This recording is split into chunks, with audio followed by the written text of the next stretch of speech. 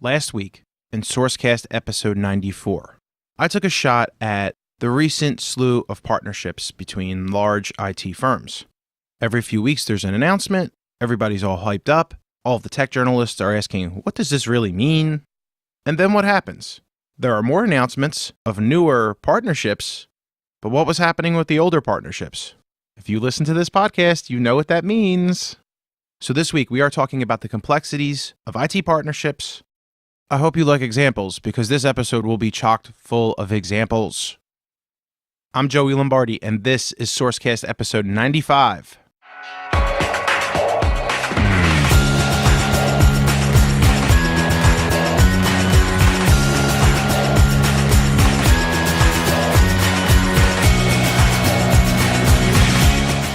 Before we get to our main story, let's review the acquisitions that have taken place over the last 7 days.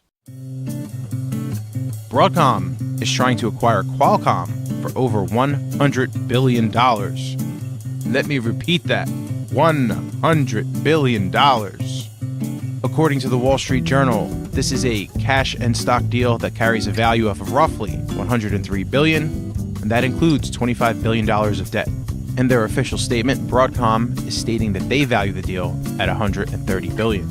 And just so we're clear, in case you are not familiar with either of the two companies, they are both computer chip makers, which is an industry over the last few years that have seen a lot of acquisitions and movements in the M&A space. Security company Proofpoint has acquired CloudMark for $110 million in a cybersecurity consolidation play. According to TechCrunch, Proofpoint, which provides software as a service products to protect businesses' emails, social media, and other services, is acquiring CloudMark, another firm that provides security protection, focusing specifically on serving the ISP and mobile carrier markets. Germany's Continental AG announced last Friday that it is buying Israeli company Argus Cybersecurity. The logic behind this acquisition is that Continental wants to protect new connected cars from hackers. A few days ago, I finished reading Microsoft CEO Satya Nadella's new book, Hit Refresh. It's a really interesting read. I will probably reference it a few times during this podcast and a few other ones in the future. But in one chapter of the book, Satya specifically references the partnerships of Microsoft, mentioning that historically, Microsoft partnered really well with companies like Hewlett-Packard and Compaq to put the Windows operating system on their desktops. But as companies shift into the cloud and start to offer artificial intelligence, friends are becoming enemies and enemies are becoming friends and everyone is becoming a frenemy? Allow me to explain. Let's start with Apple, because they're actually the reason why this podcast is happening right now. A few weeks ago, Apple announced a strategic partnership with GE. Actually, they call it a deep partnership. And what is this deep partnership? According to TechCrunch, Apple and GE committed to build a set of development tools and to develop apps together using Apple's design sensibility and deep understanding of iOS. Apple's sales team will start pushing the GE Predix platform with its industrial customers, when it makes sense. And of course, GE is committing to standardizing all of your desktops and mobile phones to Apple products. And they have 330,000 employees. And when I read that, I said to myself, that sounds very similar to the partnership that they announced with IBM. For those of you that don't recall that partnership, allow me to refresh your memories. In July of 2014, Apple and IBM announced a global partnership. Here's a quote from the press release. The new IBM Mobile First for iOS solution will be built on the distinct strengths of each company. IBM's big data and analytics capabilities, with the power of more than 100,000 IBM industry and domain consultants and software developers, fused with Apple's legendary customer experience, hardware, and software integration, that combination will create apps that transform specific aspects of how businesses and employees work using iPhone and iPad, allowing companies to achieve new levels of efficiency, effectiveness, and customer satisfaction. A year later, in 2015, IBM and Apple did deliver 100 new applications supporting verticals like government, healthcare, telecommunications, transportation, and insurance. Even though that collaboration yielded 100 apps, that seems like an extremely impressive metric, and I'm sure they built more beyond 2015. I want you to think about this. In the last 3 years, have you encountered a joint IBM/Apple application out in the wild, in your personal life, in your professional life? They made the apps, but is anyone using them? I'm not saying this negatively. I haven't heard of anyone using them, but I'm very curious to see who's actually gaining productivity from them. Over the last year, I haven't heard much about this Apple and IBM partnership, specifically as Apple starts to shift to other relationships. But in June of 2017, I did see a news blurb from 9 to 5 Mac stating that IBM is opening garages dedicated specifically to the Apple partnership. IBM has locations branded as IBM Bluemix Garages or IBM Cloud Garages to replicate more of a startup vibe. Now it seems that they're trying to drill down even further and offer garage experience for strictly Apple iOS enterprise applications. So IBM is still clearly trying to make this partnership with Apple work. It doesn't feel like Apple's still super into it, and it actually reminds me of another Apple partnership with Cisco that occurred in August of 2015. At the time, Cisco and Apple introduced a fast lane. What is a fast lane? Apparently, it promised a more streamlined and optimized experience for those enterprise customers using Cisco networks and products. At the time of the announcement, there wasn't a lot of details, and 2 years later, there still aren't many details. But now I'm going to use Cisco to help transition over to Google, because a few weeks ago, Google and Cisco announced a hybrid cloud partnership. And here's a quote from an article from TechCrunch again. Google and Cisco are committed to meeting customers wherever they are in their journey to the cloud, says Diane Green, who is the CEO of Google Cloud. This partnership enables developers and IT departments to seamlessly take advantage of the most open, secure tools for building modern applications in a hybrid environment. Once again, the announcement and the specifics of what Cisco and Google are doing together were vague. But the article goes on to say that the general idea is to help bring the power of the cloud to customers' on-premise environments. So now we have Google and Apple both partnering with Cisco, but they are waging war against each other in the smartphone operating systems arms race. And considering that Cisco really hasn't done much with their Apple partnership in the last 2 years, is that deal off? Do they have a bad relationship with Apple now? Or do they have a sour relationship because of the Google announcement? In addition to their deal with Cisco, Google also announced a partnership with Salesforce. Salesforce has clearly had a strategy over the last few years to get their applications on as many cloud platforms as possible.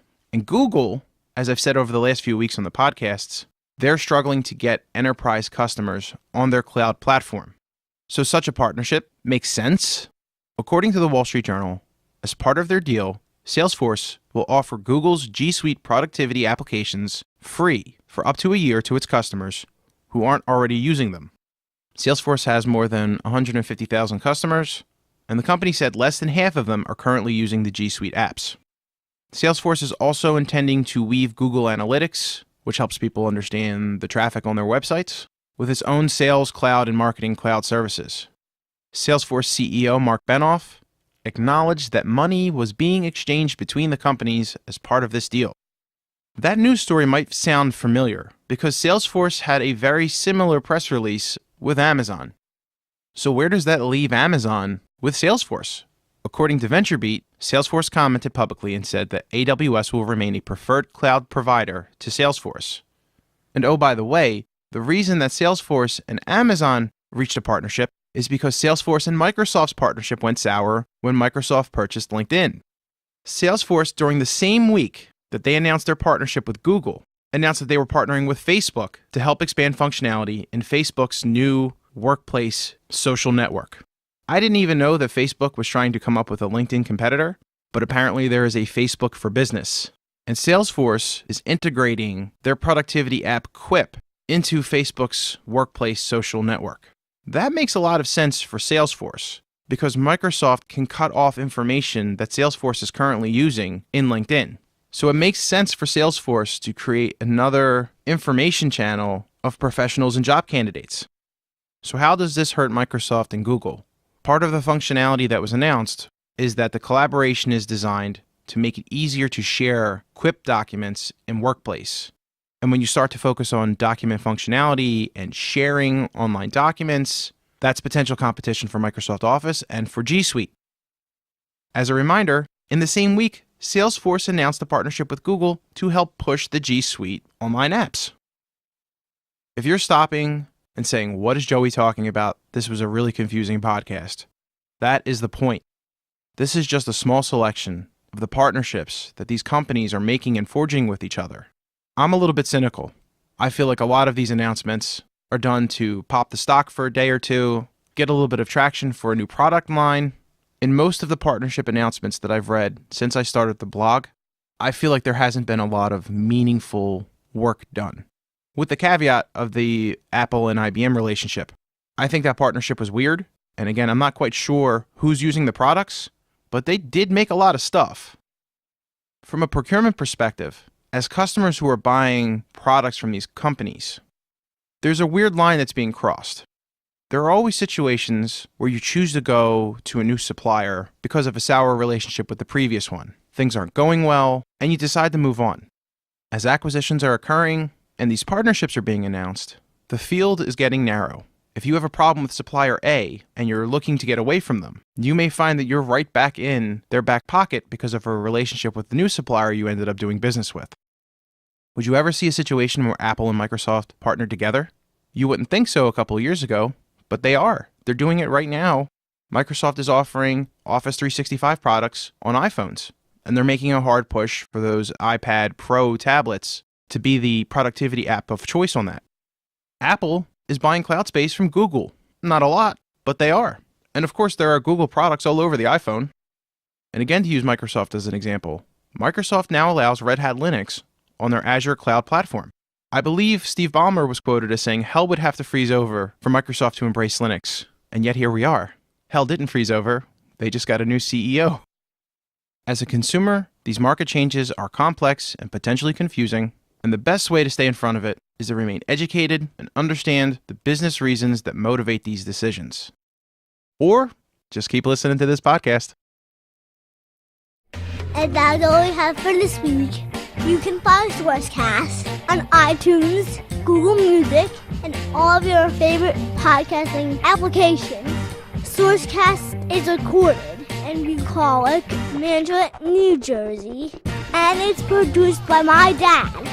The outro is performed by me, Ben Lombardi, and music is provided by Patrick Lee.